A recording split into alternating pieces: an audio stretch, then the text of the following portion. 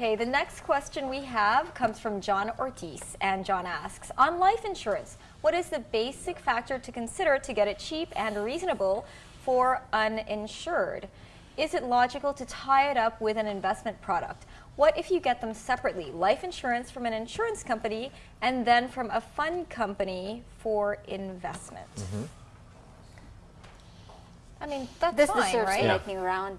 Yeah, I think that's fine. And he mentioned, I think, the factors. And the most cost-effective type of life insurance out there, plain vanilla term. So go ahead with that. And then he asks, is it logical to put insurance and investment together? By this, I guess he's referring to VUL, the variable unit link type of product, which is a hybrid. It marries both and Term and investment. yes, term and investment. Then he asks, is it logical to do this, or is it better to Just do this separate. do it separate? Yeah. What are your thoughts? I do it separate myself. I think that's absolutely logical.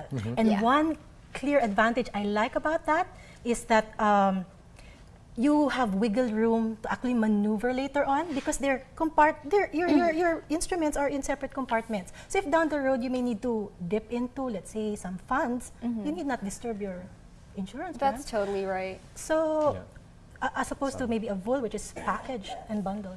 You know, two figures here. I bought a whole life insurance and VUL. I think I bought a lot of these things. Okay. And you know, I bought one for a 4 million policy. I paid 240,000 a year. This is for VUL. What? Oh for my a whole God. life policy with an investment component, all right? Okay. 240,000 a Wait a year minute. for 5 years. Yeah. Now, So that's you a know million. how much I need to pay for a higher coverage of 5 million.